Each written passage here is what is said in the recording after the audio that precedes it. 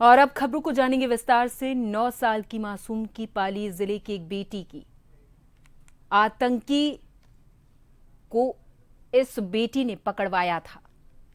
ये मंजर 26/11 मुंबई का है, जहां आतंकी अजमल कसाब मुंबई स्टेशन पर अंधाधुंध गोलियां बरसा रहा था और लोग बचने के लिए भाग रहे थे।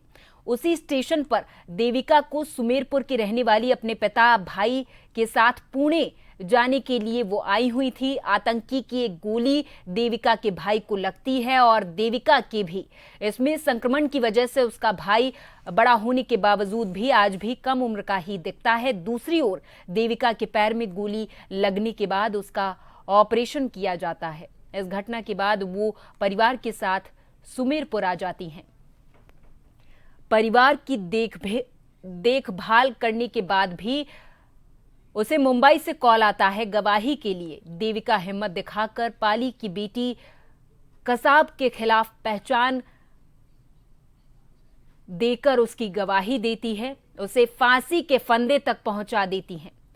देविका का कहना है कि घटना के 16 साल बीत जाने के बाद भी आज भी वो उस मंजर को याद करती हैं तो कांप जाती हैं। आतंकी की गोली लगने से लोग तड़प तड़प कर मर रहे थे और उसकी गोली के बाद वो बेहोश हो गई थी। उसे उस घटना के दौरान जब गोली लगी वो लगभग 9 साल की थी, जो सबसे कम उम्र की मासूम बच्ची की होती है। इस गवाह में इस घटना के बाद लोगों ने उनसे रिश्ता भी तोड़ दिया। सरकार की ओर से दी जाने वाली सुविधाओं से आज तक नहीं मिली, जो उसे सुविधाएं मिलने वाली थी वो आज तक उसे नहीं मिली है। इस मंजर में 166 लोगों की मौत हुई और 300 लोग घायल हुए थे।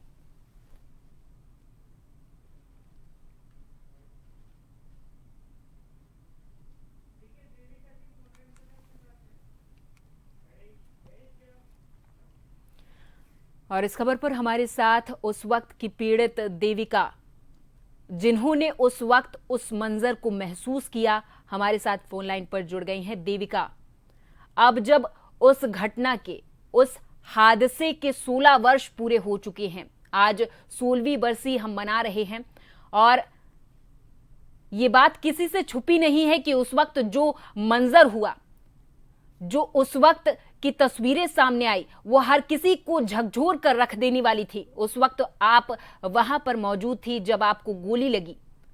आपसे जानना चाहेंगे कि उस वक्त का मंजर क्या रहा, क्या तस्वीरें खुलकर सामने आई, आपने क्या पीड़ा उस वक्त महसूस की थी?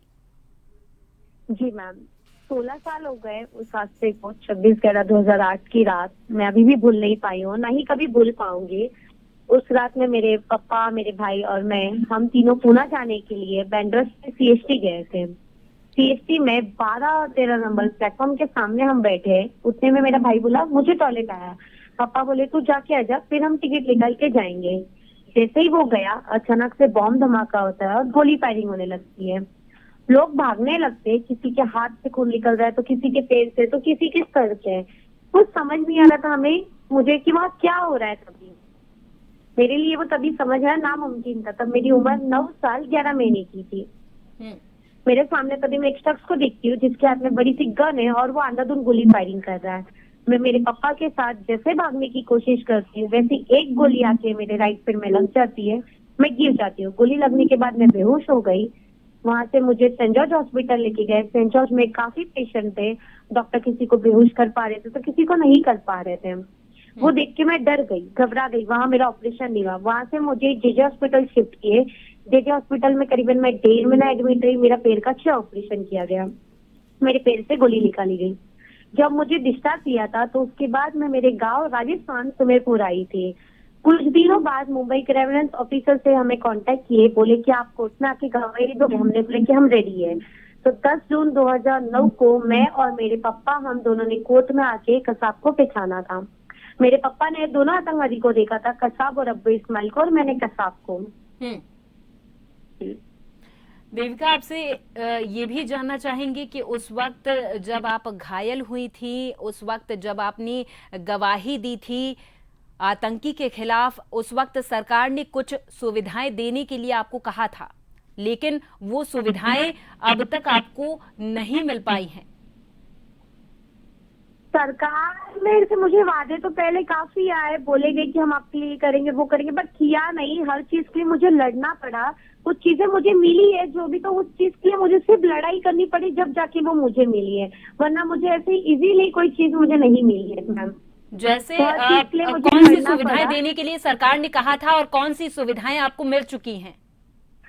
जो सभी को स्टार्टिंग में जो 3,26,000 में भी सारे पीड़ितों को मिला था, तो मुझे भी वो मिला गया। उसके बाद महाराष्ट्र के सीएम सर से मुझे हेल्प मिली गई थी, तभी देवेंद्र फडणवीस सर थे। एंड उसके बाद मुझे कोर्ट में मैंने अप्लाई किया था घर के लिए, तो वो घर का पास हो चुका है, बट वो अभी तक पूरी तरीके से मुझे मिला नहीं है मैम जी। उसे मिलने के लिए थोड़ा समय जा रहा है, बट मे भी वो मिल जाएगा। तो जितनी भी सारी चीजों के लिए मुझे ये हुई है, तो मैंने उस सारी चीजों के लिए मैम लड़ाई किया, उसके बाद ही वो मुझे चीजें मिली है, वरना ऐसे ही बैठ के मुझे सामने से सम्मान के तौर पे नहीं मिली है। हर चीज के लिए मैं लड़ाई करते आई हूँ, तभी जाके मुझे पूरी तरीके से मिल रही है। देविका, आप जब 16 साल बीत गए हैं तो क्या लगता है कि अभी भी आपके अंदर वो डर बना हुआ है? ये आपसे जानना चाहेंगे कि क्या अभी भी आप उस जब भयावह घटना को सोचती हैं तो क्या आज भी आप उस घटना को सोचकर सहम जाती हैं? और जो उस वक्त गोली लगी थी, क्या अभी भी उसके निशान आपके दिमागो जहन में कहीं पर मौजूद हैं? मैम वो रात को मैं डरी थी, 26/11 की नाइट को ही बस मैं डरी थी। आज ठीक 16 साल पहले मुझे रात में गोली लगी थी। उस रात के बाद मैं अब तक नहीं डरी हूँ। मेरे मन में सिर्फ खून से और एक बदला आतंकवाद से लेना है, पूरा आतंकवाद को खत्म करना है। तो वो नाराजगी है, वो आतंकवाद के खिलाफ गुस्सा है, वो कभी कम नहीं हुआ है और ना ही कभी कम होगा। अगर हमारे चैनल के माध्यम से आप सरकार से कोई अपील करना चाहें, कोई दरख्वास्त करना चाहें, तो आप क्या करना चाहेंगी देविका?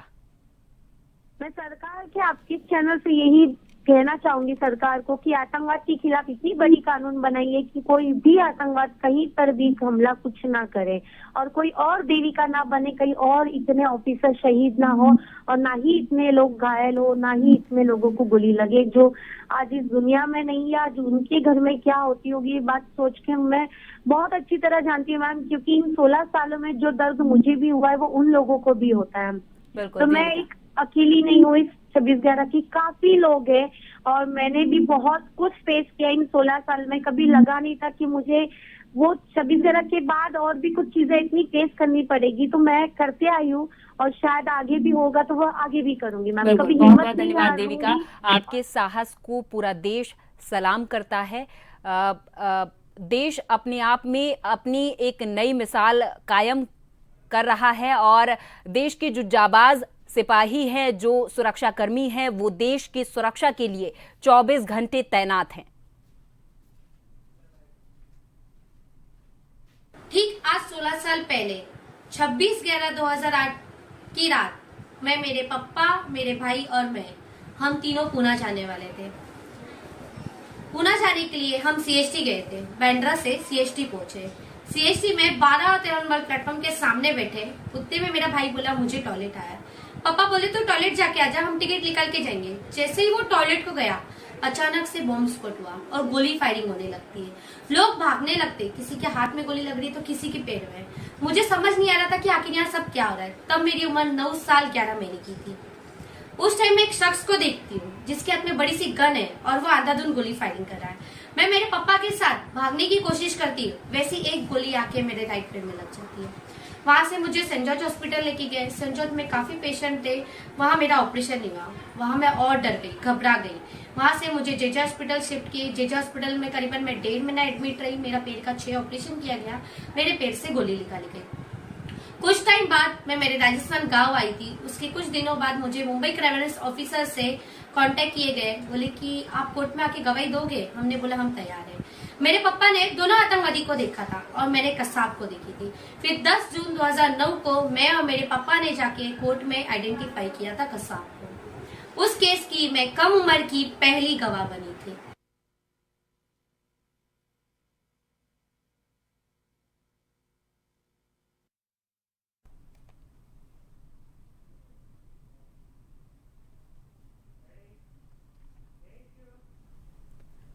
और इस खबर पर हमारे साथ हमारे संवाददाता सतपाल अधिक जानकारी के साथ फोन लाइन पर जुड़ गए हैं। सतपाल, अब जब 26/11 को 16 वर्ष पूरे हो चुके हैं, 16वीं बरसी आज 26/11 की हर ओर मनाई जा रही है और हर ओर उन मारे गए तमाम लोगों को सभी लोग याद कर रहे हैं। उन शहीद पुलिसकर्मी, सुरक्षा कर्मियों को हर कोई याद कर रहा है और हर कोई उन सबको याद करके अपनी आंखें भिगो रहा है। तो आज किस तरीके के हालात देखने को मिल रहे हैं हस्तपाल? जी, मैं बताना चाहूंगा कि ये देविका जो कि सुमेरपुर की, इसने अपनी बहादुरी बताते हुए कसाब की पहचान करते हुए उसे फांसी के फंदे तक पहुंचाया। कि आज उस घटना को कोई याद करते हो तो रोंगटे खड़े हो जाते हैं कि किस तरह वो मंजर था उस दिन, किस तरह की वो अंधाधुंध लोगों पर गोले चलाए थे, लोग वहाँ बेमौत मरे थे। लेकिन पाली जिले के सुमेरपुर की रहने वाली देविका ने उस कसाब को पहचान करते हुए उसे फांसी के फंदे तक पहुंचे। लेकिन सरकार की भी कहीं ना कहीं देखने को मिला, सरकार ने कसाब को तो फांसी तक पहुंचा दिया है, लेकिन उसको पहचान करने वाली मासूम बालिका देविका को अब तक उसके किसी तरह की कोई सहायता नहीं दी गई, जबकि उसे 16 साल हो गए। जानकारी के लिए तो आज भी 26/11 को जब भी कोई याद कर रहा है तो हर किसी की आंखें नम हो जा रही है।